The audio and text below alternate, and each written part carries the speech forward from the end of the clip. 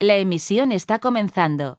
Todos los asistentes están en modo de solo escucha. Listo, ya estamos. Ok. Y así me confirma si se puede ver mi pantalla completa. Sí, se puede ver.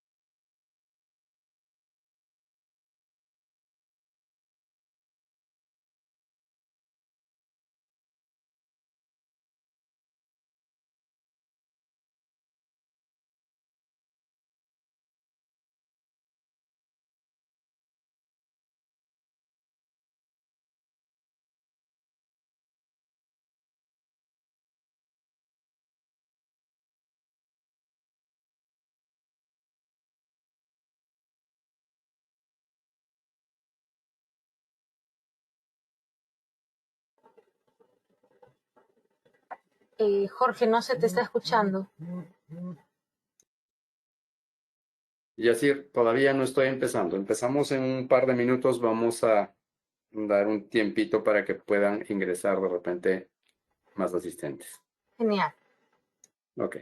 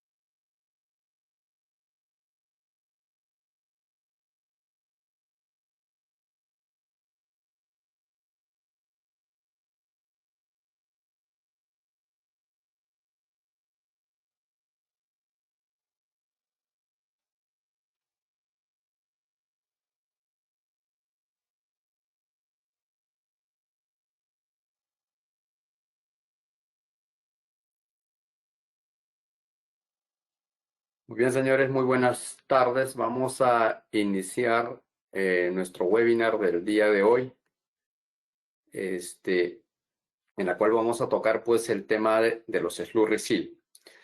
Muy bien, como todos los ingenieros involucrados en el tema de mantenimiento y conservación de carreteras y todos los ingenieros de pavimentos, pues conocen este tipo de tecnologías que se utilizan muchísimo en el tema de mantenimiento y conservación vial, ¿no? Entonces, no solamente diríamos en el mantenimiento y conservación vial, sino también en el mantenimiento y conservación inclusive de aeropuertos o algunas algunas pequeñas pistas de aterrizaje, inclusive se llega a utilizar pues como superficie de rodadura también, ¿no? Entonces, es decir, como pavimento de algunos pequeños aeródromos. Entonces, la verdad es que este tipo de tecnología es bastante utilizado, y no solamente en el Perú, sino en el mundo. Hablar de los Slurry Seal es hablar de una tecnología pues que tiene muchísimos años en el mundo. Esto se da inicios en los años 30 en Alemania. O sea, señores, estamos hablando de una tecnología que tiene casi 100 años, una tecnología que tiene más de 90 años, ¿verdad? Entonces, sin embargo, en los inicios, pues el uso de esta tecnología era muy poco. Se hacía muy poco con este tipo de aplicaciones en lo que era mantenimiento, conservación de vías.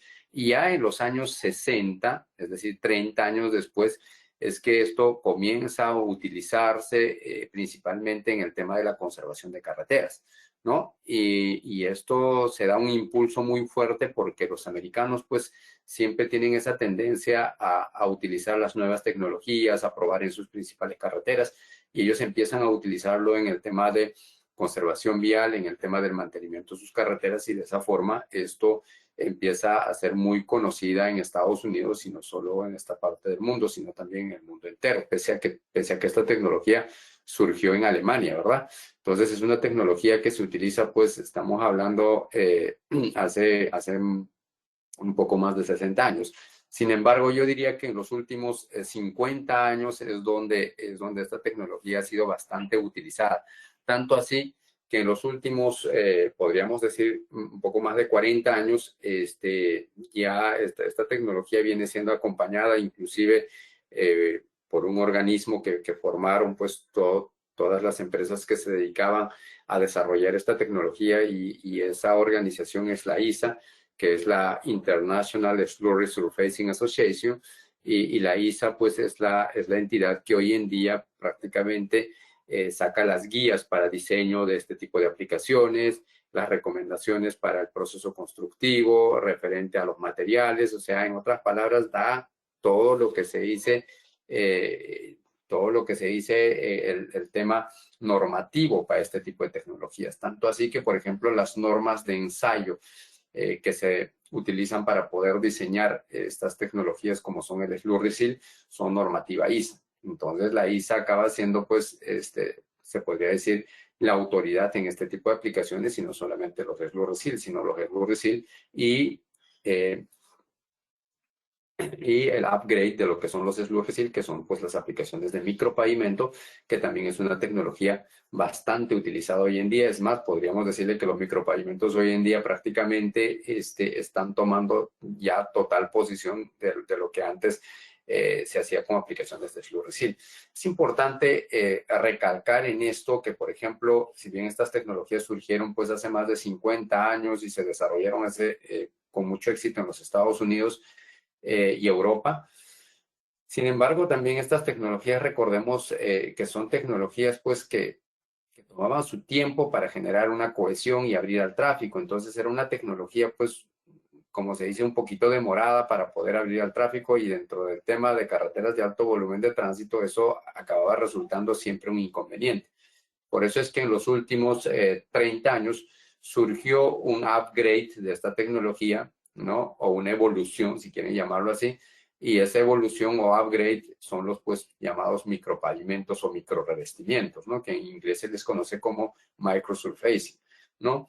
Entonces, los microsurfacing, señores, vienen a ser pues un upgrade de los Slurry Seal, porque en realidad son aplicaciones muy parecidas, se utilizan los mismos usos granulométricos, pero ya en los micropavimentos se utilizan emulsiones de mucho mayor desempeño, sí o sí modificadas con polímero. Entonces existen ciertas condicionantes que lo hacen pues una solución de mayor desempeño a los Slurry Seal. Entonces es importante también conocerlo eso, porque hoy en día en el mundo, la verdad, si vemos Europa y vemos Estados Unidos, los Slurry Seal ya son muy poco utilizados, ¿no? Sin embargo, antes eran muy utilizados.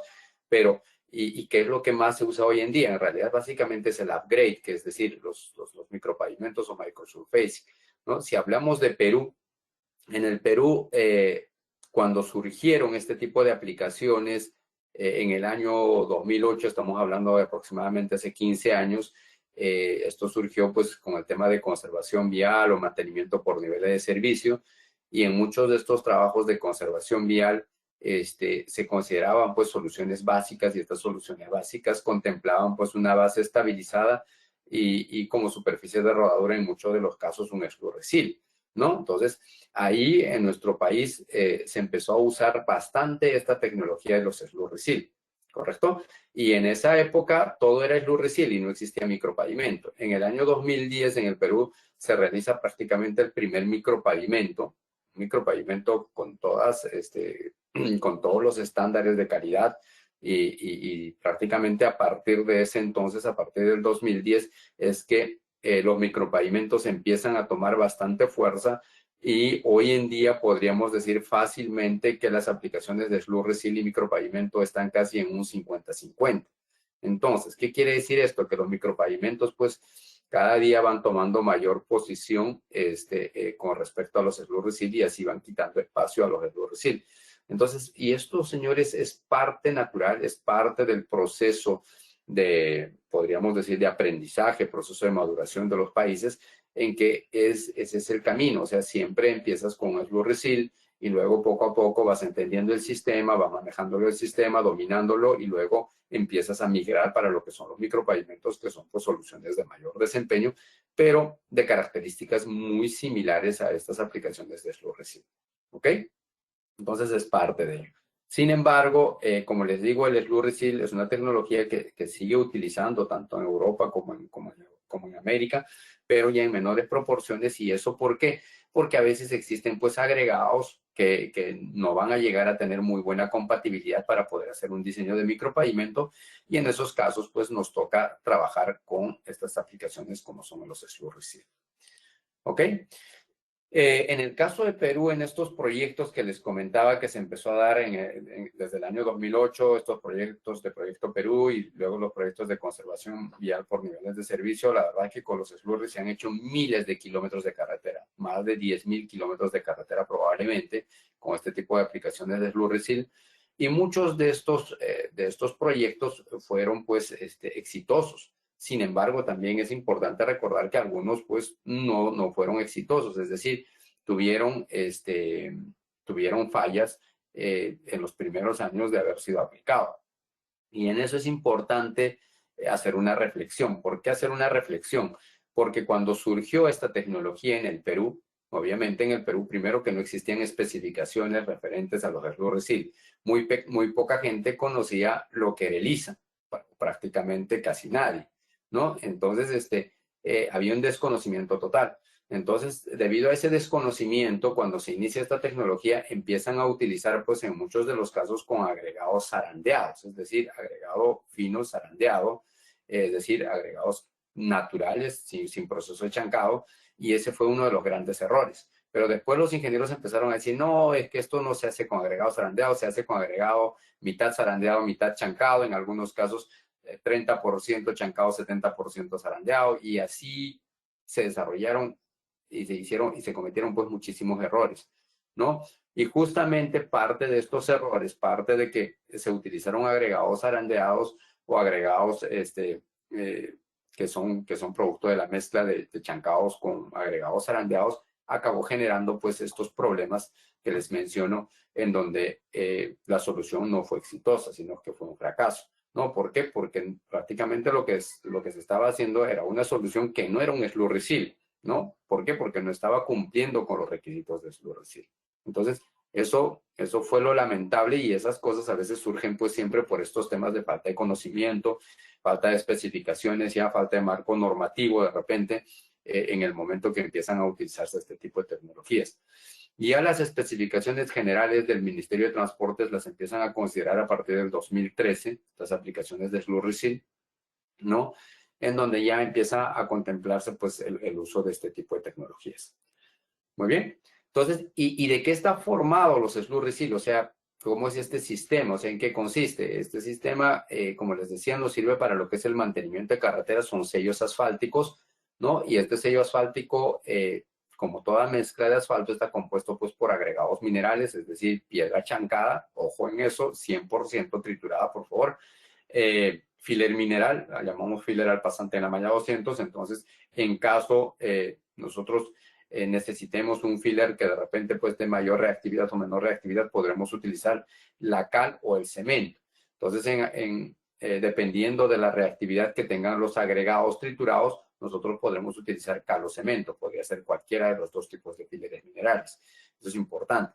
Estos filleres minerales podrían estar en una concentración entre 0% hasta el 3%, pero lo que normalmente se tiende a utilizar es en proporciones entre el 0.5 al 1%, que es lo más estándar en este tipo de aplicaciones. ¿Ok? Por otro lado, tenemos el agua. El agua, igual eso va a depender de cuánto de agua necesite la mezcla para presentar una consistencia pastosa. Entonces, en promedio, esto puede estar entre el 7 al 9%, ¿no? Entonces, es variable, eso dependerá de las características del agregado, ¿no? Y por otro lado, finalmente, pues, uno de los materiales más importantes en lo que es el Slurry, que sería la emulsión que podría ser de rotura lenta, convencional o modificada con polímero, ¿verdad? Entonces, eso es lo que inclusive se dio en un inicio, pero hoy en día no solamente en Slurry se utilizan emulsiones de rotura lenta, sino también se utilizan emulsiones de rotura controlada, ¿ok? Entonces, en promedio las emulsiones de rotura lenta podrían estar en un 13.5%, eso dependerá de la gradación del agregado, dependerá de la calidad de la emulsión, del poder de adhesividad que tenga la emulsión y de todas esas características que pueden hacer que esto varíe, pues puede ser un poco más, puede ser un poco menos, ¿verdad? Entonces eso donde lo vamos a definir finalmente es cuando nosotros hagamos el diseño del Slurry. Ahora, es importantísimo recalcar que en este sistema todos estos materiales dependen uno del otro.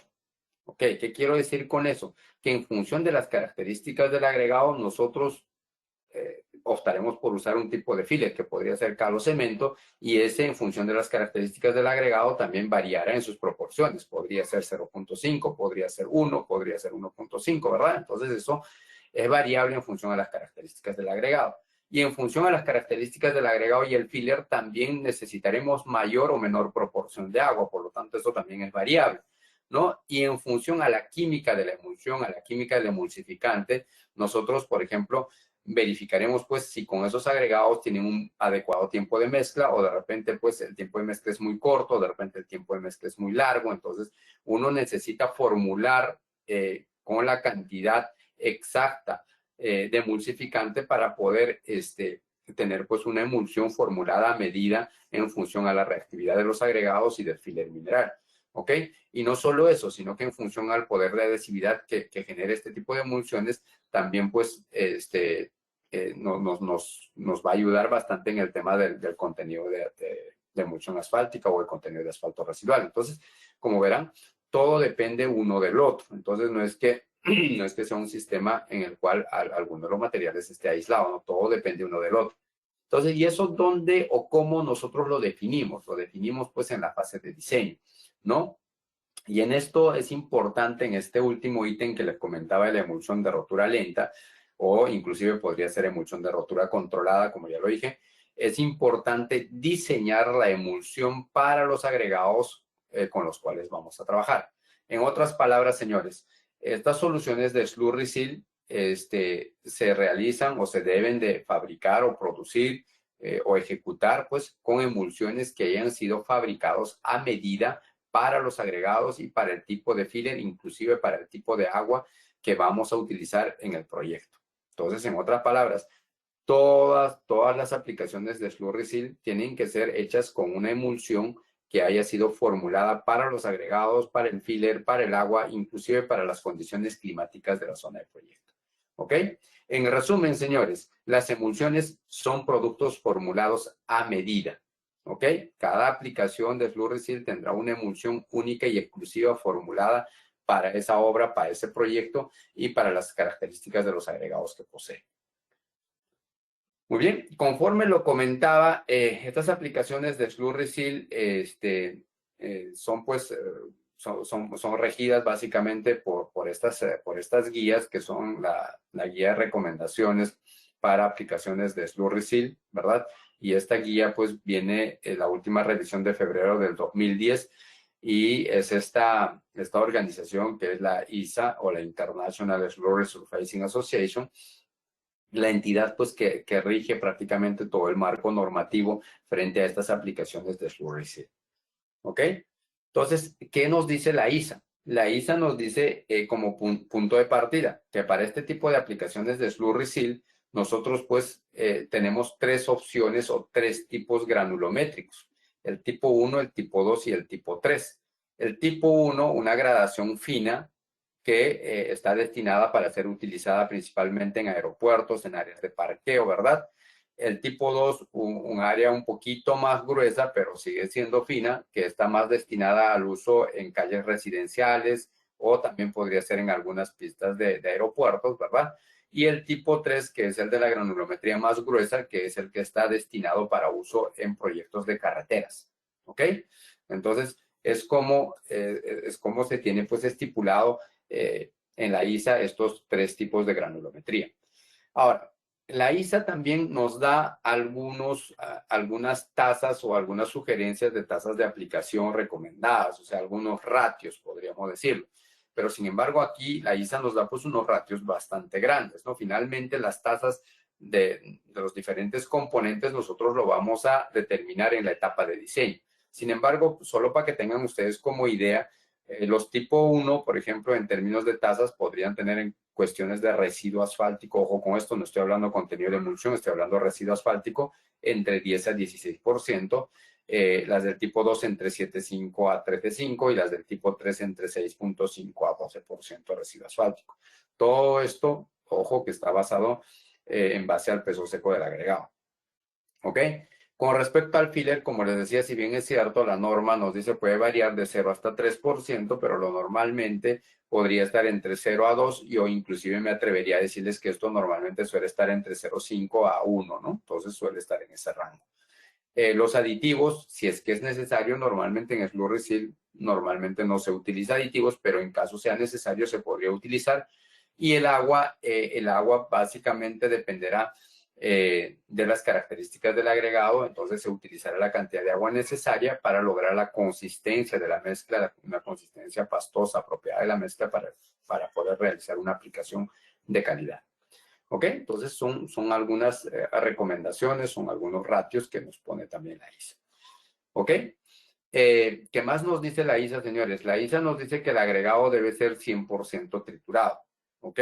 Y eso es fundamental, eso es como podríamos decir, la parte más importante en este tipo de aplicaciones. La ISA nos dice que la granulometría debe ser 100% triturado y estos agregados deben de tener una durabilidad de máximo el 15% al sulfato de sodio, una pérdida, ¿verdad? Pérdida en el ensayo de durabilidad de máximo de 15% al sulfato de sodio.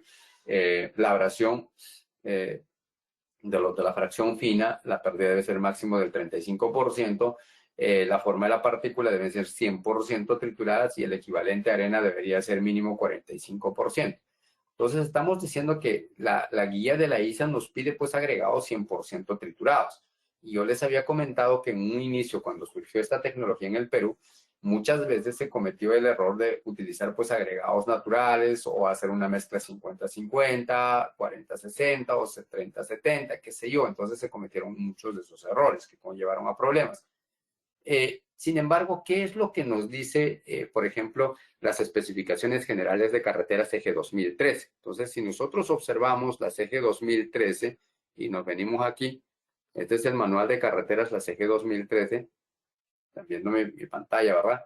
¿Qué es lo que nos dice frente a este tipo de aplicaciones de Slurry Seal? Los Slurry Seal, la traducción que le hacen en la CG 2013 es de mortero asfáltico, ¿verdad? Entonces, entramos en la sección de pavimentos flexibles y aquí tenemos la sección 420, que es la de mortero asfáltico, ¿correcto? Y si nosotros venimos a mortero asfáltico, nos dice este trabajo consiste en la colocación de una mezcla de emulsión asfáltica modificada o no con polímeros, ¿correcto? Y agregados pétreos sobre una superficie de una vía, de acuerdo con estas especificaciones y de conformidad con el proyecto.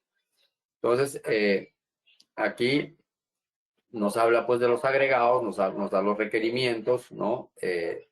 Los diferentes requerimientos que se requiere. la verdad es que mucho mayores requerimientos inclusive que los especificados en la ISA. Nos habla de las granulometrías, el tipo 1, tipo 2, tipo 3, ¿no? Y nos pone de fuente la ISA A105. Son los mismos requisitos que yo les mostraba en las diapositivas, ¿verdad? Y lo que nos dice aquí es que, referente a los agregados, dice, la arena deberá proceder en su totalidad de la trituración de piedra, de cantera o de grava natural, o parcialmente de fuentes naturales. La proporción de arena natural no podrá exceder de 25% de la masa del agregado confinado. Entonces, pues esto, en otras palabras, nos dice, pues, oye, pueden tener hasta 25% de agregado natural, de origen natural. Entonces, pues, esto ya contradice a lo que dicen las especificaciones de la ISA. La ISA nos dice que el agregado debe ser 100% triturado, entonces no nos dice que podemos tener 25% de arena natural. Y esto, por ejemplo, es algo que contradice y la verdad es que uno no da para entender porque cuál es la investigación o el proyecto de investigación que ha llevado pues a definir que podemos utilizar hasta el 25% de arena natural. La verdad es que en el Perú hay que ser conscientes que nosotros no hacemos investigación, entonces pues cambiarlo de esa forma es como se dice, pues es empezar a contradecir a la fuente, origen de este tipo de aplicaciones, a la ISA que tiene más de 40 años y que es la guía pues que nos da todas las normas y todo ello. Entonces me veo complicado en eso, ¿verdad? El material bituminoso nos dice que podemos emplear emulsiones CSS1, CSS1H, es decir, emulsiones de rotura lenta, y también nos dice las CQS, que son las de rotura controlada o las rápidas para mezcla. Muy bien, entonces básicamente esto era lo que yo quería mostrarles, que existe una diferencia pues con el tema de las especificaciones de la ISA. Bueno, vamos a ir también a qué es lo que nos dicen las especificaciones de la ISA. Voy a entrar aquí a las normas de la ISA y vamos a entrar a la ISA A105, que es de las aplicaciones de Slurrysil, y que nos dice la ISA A105. Déjenme poner esto un poquito acá. Miren, esta es la guía para las aplicaciones de Slurrysil con emulsiones. Y aquí, por ejemplo, referente a los materiales, nos piden las emulsiones asfálticas, justamente nos habla de las emulsiones de rotura lenta, CSS1, CSS1H o CQS, ¿no? Entonces nos habla de los dos tipos, es decir, de rotura lenta y de rotura controlada. Y en los agregados nos dice que los agregados minerales usados deberán ser del tipo especificado para la aplicación, para los requerimientos de la aplicación en particular de Slurrysil. Los agregados deberán ser chancados de piedras tales como el granito, stack, limestone, chat u otros de alta calidad o la combinación de estos. Para asegurar que el material sea 100% triturado, las partículas de agregado deberán ser mayores que el mayor tamaño de piedra de la gradación a ser utilizada. Entonces, señores, nos dice que los agregados deben ser 100% triturados. O sea, eso es lo que nos dice la guía de la ISA.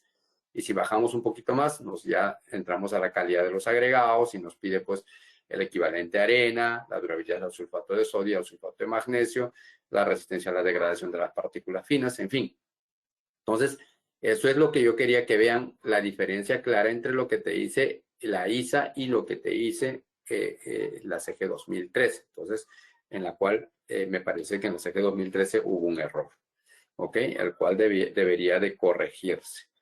Y esa corrección debería de hacerse lo más rápido posible en beneficio del país, porque finalmente eso conlleva a una serie de problemas, porque definitivamente pues el desempeño de este tipo de soluciones acaba no siendo como debería de serlo si es que nosotros utilizaríamos agregados 100% triturados. Y esto que les decía, por ejemplo, que muchos proyectos fueron exitosos y muchos proyectos fueron un fracaso, los proyectos con agregados 100% triturados fueron muy exitosos. A menos que hayan tenido problemas en la aplicación. Hubo casos también en proyectos que no utilizaron riegos de imprimación y algunos otros errores, ¿no? Entonces, importante ello.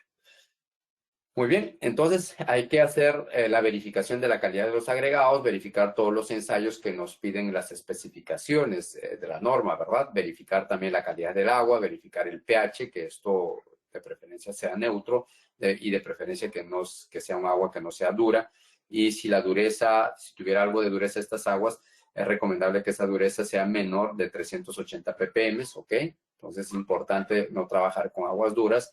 Y muy bien, y si ya tenemos ya verificado los agregados, el filler y el agua, del otro componente sería la emulsión, y obviamente necesitamos una emulsión asfáltica que puede ser del tipo de rotura lenta, ya sea convencional, modificada con polímero, o inclusive podríamos utilizar las emulsiones de rotura controlada, que son las CQS1H, ¿verdad? Entonces, ahí es importante mencionar una cosa. Si utilizamos emulsiones de rotura lenta convencionales, el residuo asfáltico mínimo va a ser 57%.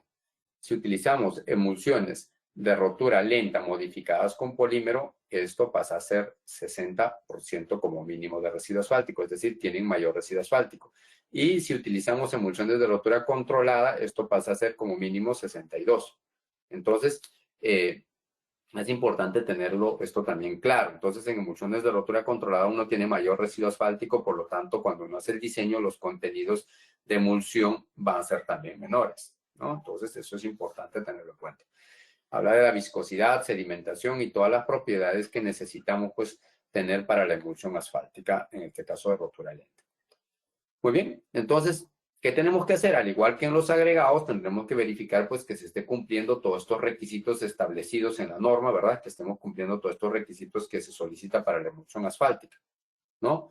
Posterior a ello, si ya tenemos ya caracterizados los agregados, tenemos caracterizado la emulsión asfáltica, sabemos el tipo de filler que vamos a utilizar, si vamos a utilizar cal, cemento, y sabemos la calidad del agua, entonces ya empezamos a hacer nuestro diseño de mezcla. Empezaremos a determinar pues ya nuestro diseño.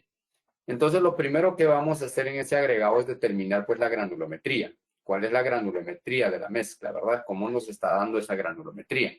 Y en base a esa granulometría, nosotros a través de esta fórmula podemos determinar pues en función de la superficie específica aparente, podremos determinar cuánto es el contenido de asfalto residual que necesitamos para esa calidad de agregados o para esa granulometría de agregados, ¿no? Entonces, de esa forma nosotros podemos escoger la cantidad de residuo asfáltico que tenemos. Entonces, y en función a ese residuo asfáltico, nosotros podremos hacer, pues, podemos calcular el contenido de emulsión, y a ese contenido de emulsión podemos hacer puntos hacia más, de repente 2% más de emulsión, 2% menos, y de repente 3% más, 3% menos. Entonces podemos hacer 5 puntos, podemos hacer 4, podemos hacer 3, eso depende del expertise del operador, ¿ok? Entonces, si el operador no tiene mucha expertise, entonces puede hacer 5 puntos. Si el operador ya tiene una expertise muy grande, puede hacer simplemente 3 puntos o 4 puntos. Muy bien, entonces ya con base en ese punto de partida, nosotros tendremos que hacer nuestros cuerpos de prueba pues para poder determinar nuestro diseño. Entonces, para el diseño tenemos unas especificaciones a cumplir, como en todo diseño, ¿verdad? Y en el caso de los slurry seal, dentro de esas especificaciones nos dicen que el tiempo de mezclado mínimo debe ser de 180 segundos, ¿ok? Y además de eso, nos dice que la cohesión que obtengamos de esa mezcla a los 30 minutos debe ser de 12 kilogramos por centímetro como mínimo, ¿ok? Segunda condición. Y el diseño nosotros lo vamos a realizar pues a través de 2 ensayos, es decir, el contenido óptimo de asfalto lo vamos a determinar a través de 2 ensayos. ¿Cuáles son estos? La pérdida por abrasión en húmedo y el exceso de asfalto por adhesión de arena, ¿no? Que son conocidos como el WTAT y el LWT. Entonces, cada uno de estos tiene un máximo. En el caso de la pérdida por abrasión, ¿ok? Esa pérdida nos dice la norma que debe ser máximo de 807 gramos por metro cuadrado. Y en el caso del exceso de asfalto, es decir, la adhesión de arena, esa adhesión de arena máximo tiene que ser de 538 gramos por metro cuadrado. Entonces, señores, la pérdida de abrasión, ¿qué es lo que nos está diciendo? La pérdida de abrasión lo que me está diciéndonos es pues que si nosotros tenemos una pérdida mayor a 807 gramos por metro cuadrado, entonces pues ahí tenemos nuestro punto mínimo de asfalto. Por otro lado, la adhesión de arena nos dice también a su vez que si nosotros tenemos una adhesión ya de 538 gramos por metro cuadrado de arena, ese sería nuestro punto máximo de asfalto. Entonces, la pérdida por abrasión húmedo nos da el contenido mínimo de asfalto, lo mínimo que podría tener esa mezcla, y la adhesión por arena nos da el contenido máximo que podría llegar a tener esa mezcla en asfalto. ¿Ok? Entonces, señores, muy bien. lo que tenemos que hacer pues es proceder a realizar estos ensayos, abrasión en húmedo y rueda cargada, para poder nosotros determinar el contenido óptimo de asfalto. La abrasión en húmedo lo hacemos en base a la norma ISA-TB 109 y la rueda cargada la hacemos en base a la abrasión en húmedo en base a la ISA-TB 100 y la rueda cargada lo hacemos en base a la ISA-TB 109. Muy bien, entonces para el caso de la abrasión en húmedo utilizamos este equipo de abrasión estandarizado por la norma, por la ISA-TB 100, ¿verdad? Entonces, y ahí lo que nosotros vamos a empezar a medir pues es la pérdida o el desgaste que ocasionamos debido a la abrasión en un cuerpo de prueba sumergido en agua, y esta pérdida, como les digo, no debería de ser mayor a 800 gramos por metro cuadrado. La especificación nos dice que para 1 hora de sumergido en agua y después proceder al ensayo, esa pérdida por abrasión debería ser menor a los 807 gramos por metro cuadrado. Entonces, para ello lo que hacemos, señores, son cuerpos de prueba. Vamos a hacer los cuerpos de prueba con diferentes contenidos de asfalto, ¿correcto? Entonces hacemos con diferentes contenidos de asfalto, los secamos los cuerpos de prueba hasta peso constante, los sumergimos en agua por 1 hora y procedemos al ensayo propiamente dicho. Muy bien. Después de proceder al ensayo, nosotros verificaremos, pues, cuánto hubo de pérdida para cada contenido de asfalto y eso registraremos como información. Muy bien. Con respecto al otro ensayo, que es el ensayo de rueda cargada, nosotros esto lo hacemos en base a la norma ISA-TB 109 y aquí lo que vamos a medir es la susceptibilidad de la mezcla a la exudación. Entonces, eso lo vamos a ver a través de cuánto de arena se adhiere a ese cuerpo de prueba, y la norma lo que nos dice es pues que máximo la adhesión de arena que debemos tener es de 538 gramos por metro cuadrado. ¿Ok? Y con la combinación de estos dos ensayos, abrasión en húmedo y rueda cargada, ya les decía, con la abrasión en húmedo nosotros determinamos lo mínimo de asfalto que puede tener, con la rueda cargada lo máximo de asfalto que puede tener. Entonces, a través de la combinación de estos, podemos determinar el contenido óptimo de asfalto. Entonces, para la rueda cargada, al igual que en la abrasión en húmedo, con los diferentes contenidos de asfalto o con los mismos que hemos usado para la abrasión en húmedo, haremos los cuerpos de prueba, los secaremos en el horno hasta peso constante y luego haremos el ensayo de abrasión en húmedo. ¿Ok? Y después de 1000 ciclos nosotros verificaremos cómo están los cuerpos de prueba. Si están muy bien, procedemos a hacer el ensayo de adhesión con arena, es decir, colocamos arena de Ottawa y pasamos 100 ciclos más de rueda cargada. Después de esos 100 ciclos, nosotros vamos a obtener los cuerpos de prueba y vamos a pesarlos y vamos a ver pues cuánto de adhesión de arena se tiene en los cuerpos de prueba para cada contenido de asfalto. Entonces, al final, lo que vamos a lograr, pues, señores, es esto. Por un lado, la curva de abrasión en húmedo, ¿verdad? Que sería esta. Y por otro lado, la curva de rueda cargada, que sería esta. Esta, la de abrasión en húmedo, a mí, ¿qué es lo que me indica? El contenido mínimo de asfalto que debería de tener para que esa pérdida por abrasión no sea mayor a 807. Entonces, en 807 yo puedo trazar aquí en la curva y, por ejemplo, aquí podría decir, pues, ¿cuánto está mi contenido mínimo de asfalto? Estaría con 5.8, ¿verdad? Y por otro lado, la de rueda cargada me da el contenido máximo, que sería, en el tema de la adhesión de arena, de 532 gramos por metro cuadrado. Entonces, donde se cruza en ese valor con la curva, trazamos y aquí tengo ¿cuánto? Tengo 10.4, ¿verdad? Que sería el contenido máximo de asfalto que debería tener. ¿Ok? Entonces, ¿cómo determino el contenido del contenido óptimo de asfalto? Existen dos metodologías. Algunos diseñadores contemplan en el cruce de las curvas. Entonces, si por ejemplo contemplamos en este cruce, podría ser 8%. Sin embargo, otros diseñadores lo que dicen es no, tomamos esto como mínimo, esto como máximo, entonces vamos con el promedio, y el promedio sería, por ejemplo, este que está en negro, ¿verdad? Particularmente, nosotros utilizamos el promedio. ¿Por qué? Porque de esa forma no nos vamos hacia problemas por defecto ni hacia problemas por exceso. Entonces trabajamos en un punto medio con un mejor equilibrio. Y en este caso, por ejemplo, el punto medio, ¿cuánto nos dio? Nos dio 8.1% de asfalto, que equivale a 13.2% de emulsión. Se recordarán que cuando habíamos calculado el asfalto teórico nos salía creo como 8.6, ¿verdad? Entonces está muy próximo, ¿verdad? Entonces es la forma como nosotros ya determinamos el contenido óptimo de asfalto para un correcir. Entonces, una vez que se hace eso, hay que hacer los ensayos de cohesión, ¿no? Y nos decía la norma, nos decía que debe haber una cohesión a los 30 minutos de 12 kilogramos por centímetro. Entonces hacemos cuerpos de prueba ya con ese contenido óptimo de asfalto residual. Hacemos los cuerpos de prueba para media hora, una hora, y luego pues verificamos la cohesión a través del ensayo ISA TB 139. Entonces tenemos que verificar si esa cohesión es mayor a los 12 kilogramos por centímetro a los 12 minutos. ¿Ok? ¿Eso qué nos da? Básicamente el tiempo de rotura. Nada más, nos dice si ya rompió. Entonces, eso es todo lo que es el diseño de Slurry. Entonces, con eso ya nosotros podemos tener pues nuestros diseños de Slurry definidos y podemos tener nuestro contenido óptimo de asfalto y nuestras proporciones de los diferentes materiales, ¿verdad? Una vez que ya tenemos el diseño ya concluido y lo podemos verificar si es que es necesario, ya nosotros pasaremos a hacer la aplicación de este Slurry. Y esta aplicación la hacemos a través del uso de camiones micropavimentadores. Y estos camiones pues tienen una tolva donde se tiene a los agregados, tiene un silo donde tenemos al filer mineral. Vamos a poner con este puntero el filer mineral. Podemos tener otro compartimiento donde tenemos los aditivos, ¿ok? Si es que es necesario. Entonces tenemos un pug mill donde se va a hacer la mezcla.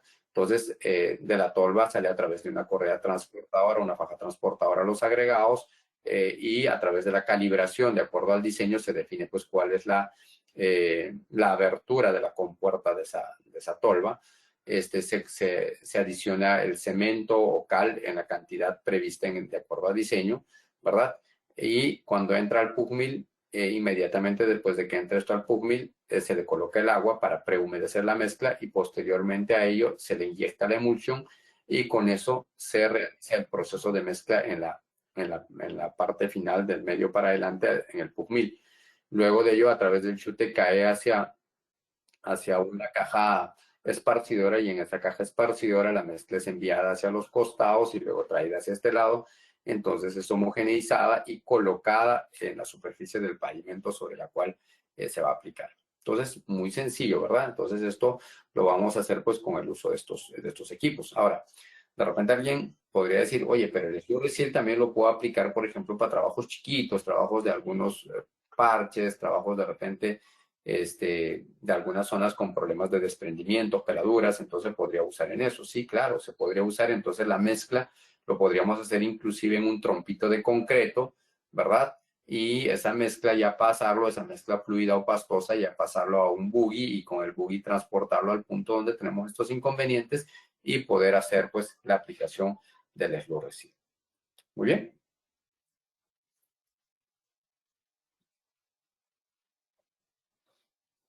Estas aplicaciones de Slurry Seal las podemos hacer en todo tipo de carreteras, ya sea carreteras nacionales, departamentales, de repente algunas vías de bajo volumen de tránsito.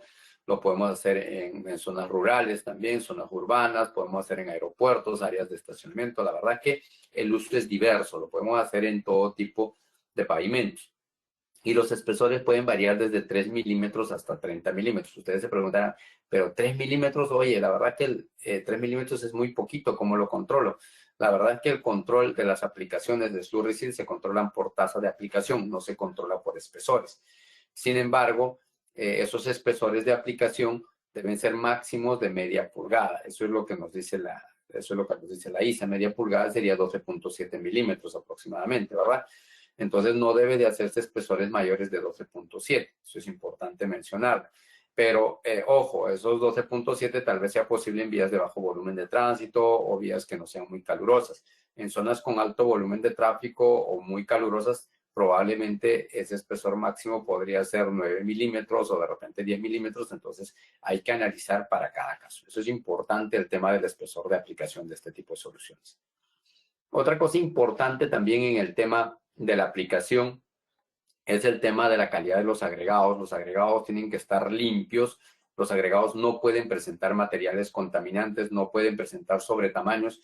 Entonces es importante que los agregados entren completamente limpios, sean cargados a la tolva del camión micropavimentado. Entonces a veces es importante considerar pues una zaranda previo a poder colocar los agregados, ¿verdad?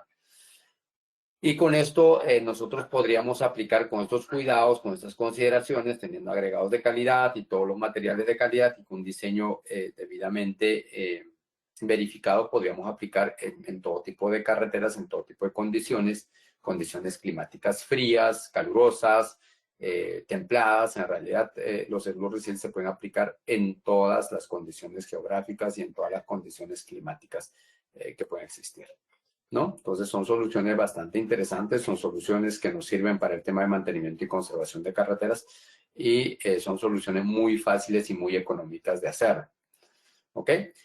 También este tipo de soluciones podríamos aplicarlo como soluciones combinadas. ¿A qué me refiero esto? Es decir, soluciones en donde tenemos pues un tratamiento superficial simple seguido de un Slurry Seal, que acaba siendo una solución de Kep Seal. Entonces, y el cual también son soluciones pues de muy excelente desempeño. Entonces, de esa forma podríamos hacer también estas soluciones combinadas. Y una aplicación de micropavimento, después de algunos años en servicio, acaba teniendo pues una textura muy parecida a una mezcla asfáltica en caliente. Entonces, nos da esa apariencia. Muchos pueden pasar por una carretera que de repente tiene como superficie de rodadura un Slurry Seal y pensar que es una mezcla asfáltica en caliente, porque esa es la apariencia que nos da, ¿no? Muy bien. Podemos aplicarlos también, como les decía, en vías urbanas. Se hace todos los trabajos previos, parchados, bacheos, sellado de fisuras y todo lo que sea necesario, ¿verdad? E incluso recuperación de perfiles y todo ello. Y después de que hemos hecho todos estos trabajos previos, donde probablemente pues la pista nos quede pues con una serie de imperfecciones, entonces aplicamos una capa de Slurry Seal y con eso cubrimos absolutamente todas las imperfecciones y nos queda pues como una vía nueva, ¿no? Entonces acaba siendo también una solución interesante para vías urbanas.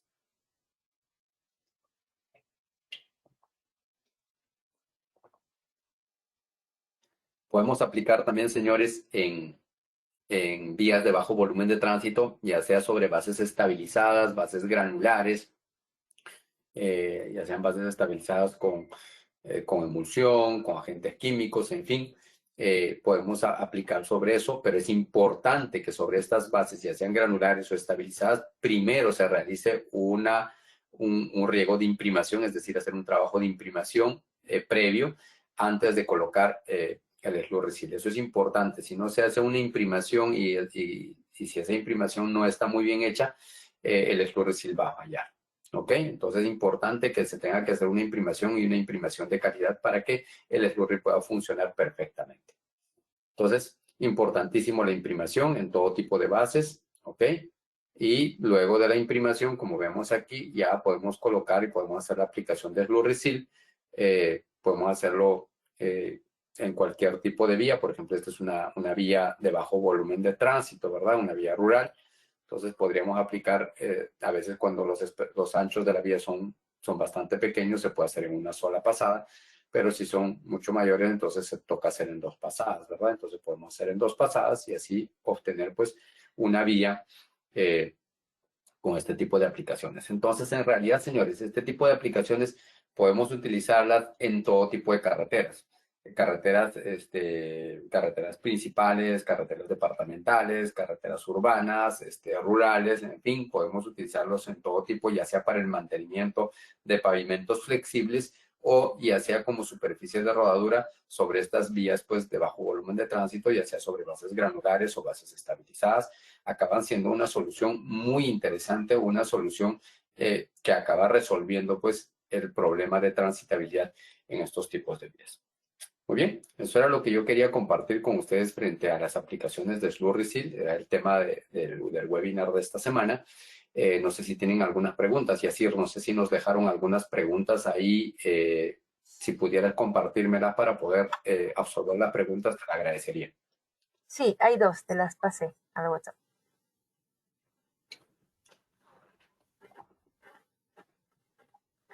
A ver.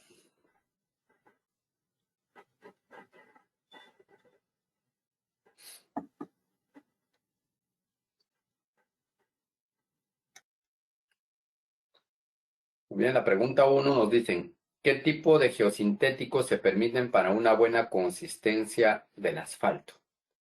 La verdad es que debo entender de repente qué tipo de geosintéticos, si es que yo quiero utilizar un Slurry Seal con algún tipo de fibras. Me imagino que se refiere a fibras, ¿no? En esta pregunta. Hay Slurry Seal que se hacen con fibras de vidrio. ¿Ok? Las fibras de vidrio son utilizadas también en este tipo de aplicaciones de Slurry-Seal y lo hacen con el objetivo pues de tener unas fibras que pudieran soportar mayor a la reflexión de fisuras en algunos casos. La verdad es que las aplicaciones de Slurry-Seal no son recomendadas para pavimentos fisurados. En pavimentos fisurados es mejor colocar tratamientos superficiales. Sin embargo, como les digo, surgieron este tipo de fibras, se ha venido utilizando en algunos países. La verdad es que su uso no ha sido tan difundido. En Brasil se ha utilizado las fibras, se utilizan las fibras desde hace más de 20 años, la verdad, y el uso que estos tienen es muy, muy pequeñito porque la verdad a veces ellos acaban obteniendo mejores beneficios utilizando otro tipo de tecnologías para hacer el mantenimiento o conservación de estas vías y estas otras tecnologías, por ejemplo, en pavimentos fisurados, por ejemplo, son los sistemas SAM o los sistemas de absorción de tensiones, y esto se puede hacer a través de tratamientos superficiales simples o dobles, por ejemplo, con asfaltos modificados que acaban resolviendo ese tipo de problemas. Ok. Pregunta 2. Es la misma pregunta. Nos dice qué tipo de geosintético se aplica en la impermeabilización con el asfalto en una pista de aterrizaje. No se deja entender también geosintéticos en la impermeabilización. Para la impermeabilización lo que se utiliza es la imprimación, ¿verdad? Y si nosotros queremos hacer una imprimación y hacer una pista de aterrizaje en una carretera, podemos utilizar emulsiones que son para imprimación, que es lo más correcto, en ese tipo de aplicaciones de imprimación. De repente aquí lo que nos quiere decir es qué tipo de emulsión. Si es que la pregunta iba por qué tipo de emulsión, lo más recomendable sería utilizar una emulsión de rotura controlada, ¿ok? Entonces, con una emulsión de rotura controlada se logra un mayor performance y obviamente si hablamos de una pista de aterrizaje, lo que buscamos siempre va a ser un mayor performance, ya que en aeropuertos o incluso en algunos aeródromos pequeños, siempre se trabaja pues con altos estándares de calidad y principalmente de seguridad, porque finalmente estamos hablando de una pista de aterrizaje, entonces pues hay que tener mucho cuidado con ello. ¿Ok? Hay una tercera pregunta que nos dice, para bases estabilizadas con cemento, ¿es recomendable hacer riego de impregnación o de imprimación? El concepto general es en realidad imprimación, sino que muchos profesionales lo llaman también como riego de impregnación. ¿Por qué? Porque no penetra. Pero recuerden, imprimar no quiere decir que tiene que penetrar. O sea, son dos conceptos diferentes. ¿Ok? El concepto de imprimación en realidad tiene tres objetivos y ese es otro tema de otro webinar que vamos a dar también, pero sin embargo ya lo voy a decir. El concepto de imprimación tiene tres objetivos. La primera es la de impermeabilizar. Entonces, para impermeabilizar no necesita penetrar. La segunda es generar cohesión en la superficie de la base. Y ahí sí necesitas penetrar. Es imprescindible la penetración. Y la tercera es generar el puente de adherencia entre la base y la siguiente capa del pavimento. Y yo diría que esa es la función más importante de la imprimación.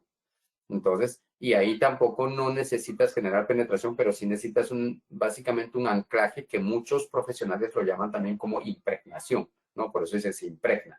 Entonces, en todo tipo de bases, ya sea bases cementadas, bases estabilizadas con cualquier tipo de material, bases granulares, es fundamental hacer ese riego de imprimación, o si quieren llamarlo como riego de impregnación, porque algunos colegas dicen, no, es que si no penetra no lo llamo imprimación, lo llamo impregnación, como quieran. Para mí la verdad es, el concepto viene de imprimación en general, pero ya sea imprimación o impregnación es fundamental y es extremadamente necesario hacer en todo tipo de bases. ¿Para qué? Para lograr ese puente de adherencia, es decir, adherir esa base que puede ser cementada, estabilizada con emulsión o con cualquier producto, para adherirlo perfectamente a la capa de Slurry-Seal. Si nosotros no tenemos esa capa de imprimación o impregnación, ¿qué pasa? Nosotros tenemos un suelo estabilizado con cualquier tipo de material, pero tenemos un suelo y el suelo no se va a adherir al slurry. Entonces, cuando van a pasar los vehículos y van a generar las fuerzas de torsión, entonces, pues esto va a estar literalmente suelto, no va a estar muy bien adherido, no va a ser algo monolítico. Entonces, esto va a empezar a generar golpes, empieza a generar fisuras, luego empieza a generar desprendimientos, empieza a generar baches y finalmente falla el sistema. Y ese, por ejemplo, fue el motivo por el que muchas carreteras fallaron, porque no se realizaron los trabajos de riego de imprimación, porque obviamente decían, oye, pero ya tengo la base estabilizada y si no va a penetrar, entonces ¿para qué lo imprimo? No es necesario imprimarlo. ¿Ok? Ya les digo una vez más, les repito, las funciones de la imprimación son impermeabilizar para que no entre agua ni tampoco salga agua. Segundo, generar cohesión en la superficie. Ahí se necesita penetración. Y tercero, puente de adherencia. ¿Ok? Entonces, eso por favor, tenganlo muy presente. Entonces, es fundamental hacer ese riego. Pregunta 4.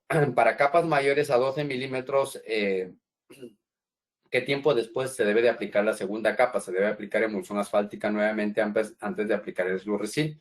Muy bien, podemos hacer los slurry-seal en 2 capas o inclusive en 3 capas. Obviamente, lo recomendable siempre va a ser que sea máximo de 2 capas, ¿verdad? Entonces, ¿qué hacemos? Si por decir, tengo que hacer un espesor de 15 milímetros, entonces primero aplicaré, por decir, 8 milímetros, correcto, que podría servirme como una capa de nivelación. ¿Okay? Eso tengo que aplicarlo sobre una superficie muy bien limpia, es decir, ya sea esa superficie imprimada o ya sea esa superficie de un pavimento asfáltico, ¿verdad? Sobre cualquiera de los dos o sobre un tratamiento superficial simple también. Entonces, muy bien limpia. Una vez que hago esa aplicación, la dejo eso. Al día siguiente, yo puedo hacer la aplicación de la segunda capa sin ningún problema. ¿Ok? Esa aplicación de la segunda capa la pueden hacer a partir del día siguiente, la pueden hacer 2 días después, 3 días después, no hay ningún problema. Ningún problema. Si quieren lo pueden hacer un mes después, un año después, no hay ningún problema. Pero a partir del día siguiente ya ustedes pueden empezar a hacer las otras aplicaciones y lo recomendable siempre es que ese espesor de aplicación de preferencia esté pues alineado con el tamaño máximo del agregado. Entonces, si yo, por ejemplo, tengo pues un uso 3, lo ideal sería que esos espesores varíen entre 7 milímetros a 10 milímetros y no debería de ser más que eso. Pero va a haber situaciones en las que ustedes de repente van a tener la necesidad de colocar 12, que es lo máximo establecido por ISA, lo pueden hacer, pero siempre tengan cuidado si están trabajando en una zona de alto volumen de tránsito o en una zona muy calurosa, porque en esas situaciones podría resultar contraproducente. Entonces, en esos casos sí hay que aplicar en espesores lo más delgado posibles. No sé si tenemos alguna pregunta más. Pregunta 5. Nos dice, ¿nos podría indicar si existe una guía de la ISA para control de tasa de aplicación? Claro que sí. Las tasas de aplicación, existe la norma, la ISA TV 107, y esta norma, la ISA TV 107, es las que ustedes utilizan en campo para controlar las tasas de aplicación, para verificar pues si ustedes están colocando una tasa de aplicación equivalente a 10 milímetros o a 8 milímetros, a 7 milímetros, qué sé yo. Entonces ustedes esto lo pueden hacer en base a esa norma, a la TV 107. Muy bien. Muy bien, señores, no tengo más preguntas que responder. Entonces, pues, este webinar cerramos aquí y nos veríamos en 15 días para nuestro próximo webinar. Los esperamos en nuestro próximo webinar. Muchas gracias por su atención, señores. Hasta la próxima. Bendiciones.